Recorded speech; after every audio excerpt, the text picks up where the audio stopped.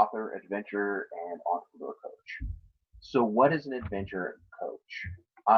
Let me tell you a story about I've always wanted to be a writer and an author. Actually, well, starting about 7 years old. And I remember the day that I first actually came out to my parents as a budding author. And the circumstances are this: we're sitting around dinner having a conversation, something we used to do way back in the 70s. And my mom asked our family, like the kids, what do you want to be when you grow up? I said, I don't know. There's a lot of things I could be, right? Mostly I was creative. Didn't think what I wanted to be. Really didn't leap to mind. I had an idea. And my mom said, I said, what do you think I should be? And my mom and dad said basically, as long as you're using your talents, you're happy with what you're doing, we'd be happy whatever you do. You could be a garbage man, and it would be fine with us. Just what do you want? What do you think you should be? In their minds, they were thinking preacher or teacher, honestly, but they didn't say that. I found that out way later. They said, maybe a garbage man, and and I said, well, I think I want to write books. I think I want to be an author. So bear in mind, I'm 7 years old, and my parents were like you could be a garbage man. The creative curse. It doesn't matter if you're an actor or a painter or a sculptor or a musician or a writer. It just doesn't matter. If you're doing something in a creative field, people reality check you with things like you won't make any money until after you die. You can't support a family on that. The thing to do is to have a career for 30 years, and then when you retire, you can pursue that hobby, and maybe it'll make money also. So I spent the next few decades trying to prove them wrong. I became the original failure to launch. And some of you might feel this way. Some of you might know someone this way, and you need to send them here, stick and hear this, because I'm gonna open up a pathway to the answers I discovered through the School of Hard Knocks, and I can save you a whole lot of time. And it doesn't involve giving up on your dreams, but it does work to change things. It makes all the difference in the world for me. So I tried to prove them wrong, and that didn't work. I also, so I embraced it. It's this weird combination of two extremes of fearing that they're right and trying kind of to make a plan B that doesn't make me come alive, or I don't enjoy it, but also determination to prove them wrong and to sacrifice and not pay attention to the really good things I should be paying attention to in life, and not really living in the moment because I'm so determined to become a success, so that they'll know that they were wrong about me the whole time. Because that's it, right? That's it in a nutshell. When you're trying to do something creative, and it happens all the time, everyone reality checks you like they wouldn't do if you want to be a doctor or a lawyer. They wouldn't say, well, I'm not sure you have the brains for that, kid, right? Because it would be obvious. But when you say, I want to do something creative, they're like, well, nobody really makes it that way. And it was because I had to be successful in order to win. And then in 2003, my dad suffered a fatal heart attack and passed away. And it ripped the roof off of my world. I mean, I became very depressed because now I had no chance of impressing my father. Now everything I've been living 30 plus years to do was hopeless. There was no way to connect with my dad in that manner. So a little bit of backstory, and I'll make it really quick. Part of the reason that there was so much pressure around this is that I felt like growing up, all the men in my family were destined for greatness. And my grandfather owned a dairy and was a college professor. So literally get up at 4 a.m., milk the cows by 5 a.m., eat breakfast, drive into town, teach physics and trigonometry and calculus and chemistry, and then drive home, milk the cows, eat dinner, and then grade papers by candlelight because sometimes the power would go out. My dad became an electrical engineer, got married, worked the same job for 30 years, and his career became well known, got promoted to a position of expertise in the field. And his hobby was inventing things. And so I remember being a 4 or 5-year-old kid sitting on a little bench next to him, and while he would insert things in circuit cards, they call it stuffing parts, but um, he would ask me he tried to teach me how to read these things. I couldn't read words yet, but he was, what's the 5 ohm? Can you hand me the 5 ohm resistor? Hand me the capacitor, and it didn't make much sense to me, and I felt so stupid, right? I'm 4 or 5 years old, but I felt really stupid. And I remember my dad inventing a carburetor that ran on flour, like he would bake with flour. And then, I mean, he had about 20 inventions in his life, most of which the government patented because he kind of did them in partnership or to assist them in things that they were doing. He did create one patent for himself. He patented himself, which was a fault finder that would find down power lines by running a signal through the air. Anyways, off the charts, brilliant. And I grew up believing that this is what I was supposed to measure up to. And I know the only superpower I knew, even from a kid, the only real superpower I had was creativity. And that's why I had to grow up to be an amazing author, a successful author. So the pressure I was putting on myself was to say, I know I'm supposed to play baseball and I'm going to step up to the plate and I'm going to hit it out of the park every time. I'm going to hit it out of the park 9 out of 10 times, no matter who's pitching at me. And without preparation, I'm just going to have to be able to do that, and then I will be successful. And right, there's no chance. There's no chance. I robbed myself of all the preparation, of all the learning the basics, of all the learning how to be a well-rounded player, of accepting the idea that maybe I'm never going to be that guy who hits it out of the park, but I could be the best shortstop in the world.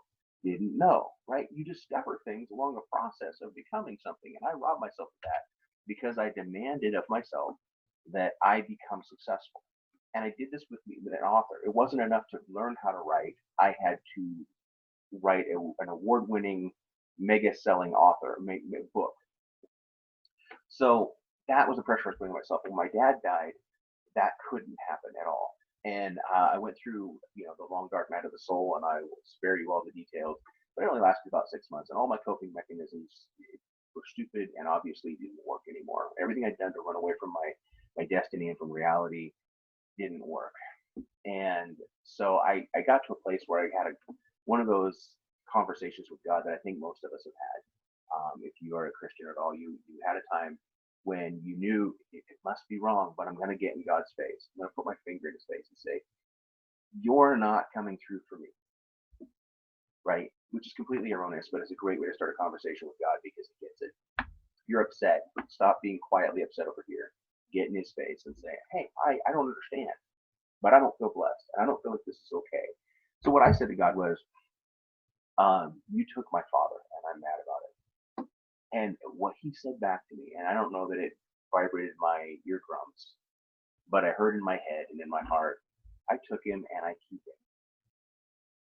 And that was crazy, but it really made me feel better, right? And it's nuts, but God pulled rank on me.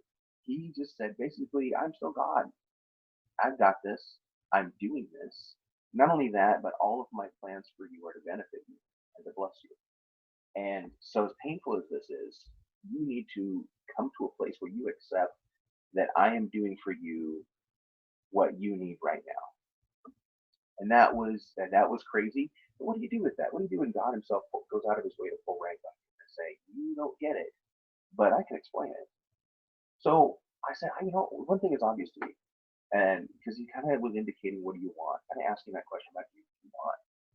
And I'm like, "Well, I'm not ready to be without a father. I can't." I mean, it tore the roof off my world. My dad was a shelter, a shield in the storm of life, and a font of wisdom. Right? And I loved him and adored him, and he loved me. And I couldn't. I wasn't ready. I wasn't weaned off of that. I'm like, you can't just cold turkey me, and I don't have a father anymore. You're supposed to be the father. You're supposed to be a heavenly father. So um, I need you to father me. And God said, I have been waiting your whole life for you to ask me to father you. And I'm going to, but if you say yes to this, then things are going to change. I father a little bit different than your dad did, right? So I said, you can do anything with me you want to do with me. Just don't leave me alone. And that was the shift. That was the heart shift, the change in posture, the change in willingness, the surrender. That started everything off. And no matter who you are, no matter how you feel about God, it has to start with a realistic surrender to your circumstances, with a coming to understand, I can't do this. I need help. And I'm willing to make whatever changes. I'm going to stop telling people how to help me, and I'm going to accept the help that people give me. Right? That's the beginning of wisdom, is that fear of God, that reality of where you're at. And that offer that he made was amazing to me, and I accepted. I took it full throttle. And a couple of days later, a buddy of mine handed me a book, and he said, "This book changed my life," which is what really honestly made me read it, because I wasn't in the mood to read a book right then, particularly a nonfiction book, but I did. So I read it cover to cover, and then I read it again, and I read it, I think, about 4 times in a row. I had a highlighter out by the second time, and I was highlighting pieces and parts and taking notes and talking about it. I was really excited, and it was a great book. It's a great book by a million-selling author called Wild at Heart. I strongly recommend that you pick it up. Things that I want to point out in that book are it's the author's contention. What he puts out there and proposes is that we all have, as men, 3 core desires to our heart. And women have 3 core desires to their heart too.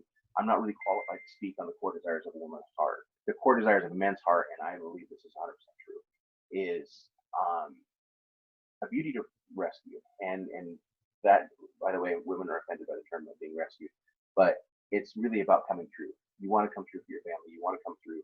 You want to be inspired, and women make us inspired.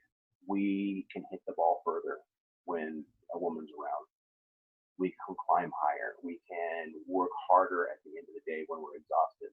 They just bring out the very best in us, that inspiration. That is one of our core desires, is to have someone to love and be loved by who inspires us that way.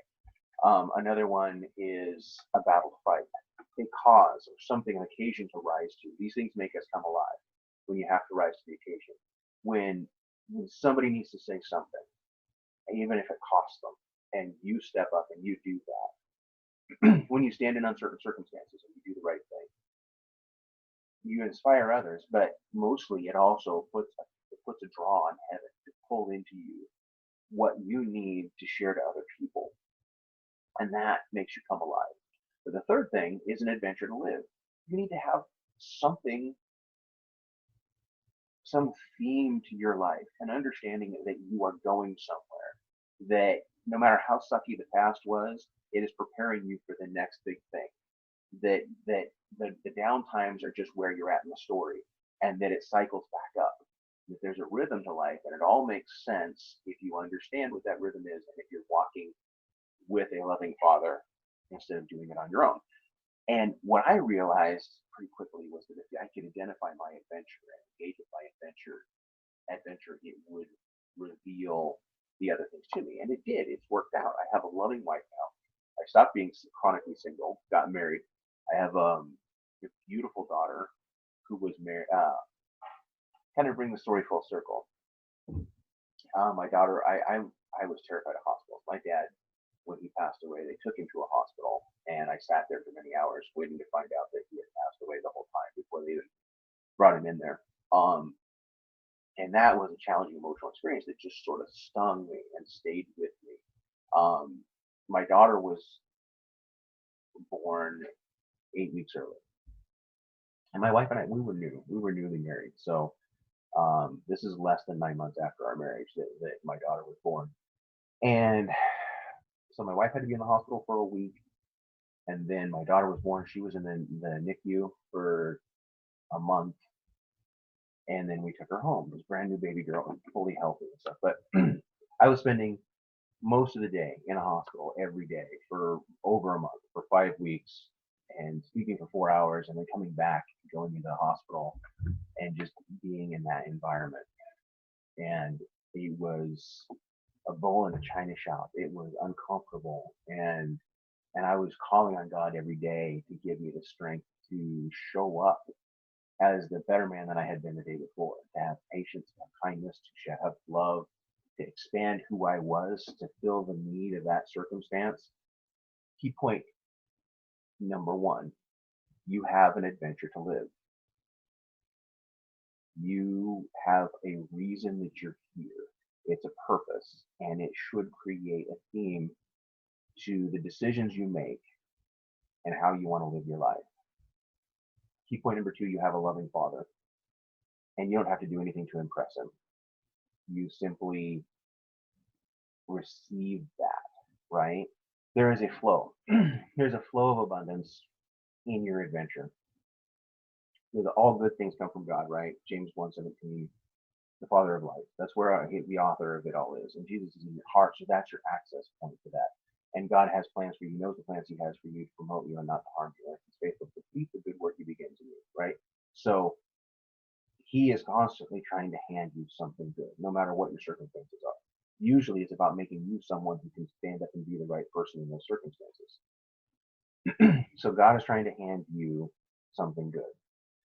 Receiving it is an intentional act. You must intentionally receive it. Then you must do something with it. You must incorporate it into your life. It transforms you. It becomes part of you. It's not just a message you tell people, it is a message that you are the bearer of. After you absorb that message, after you absorb that good, that love, you gain the ability to start handing it off to people, right? Now it's part of your DNA. Now it's how you speak. It's changed how you think. It's changed how you speak. It's changed how you dress. It has become part of what you do. It's become your brand. And you being authentically you pass that off to people. That's stage 3, is you're passing it off to people because it's authentically part of your nature. And the final thing is it transforms your environment.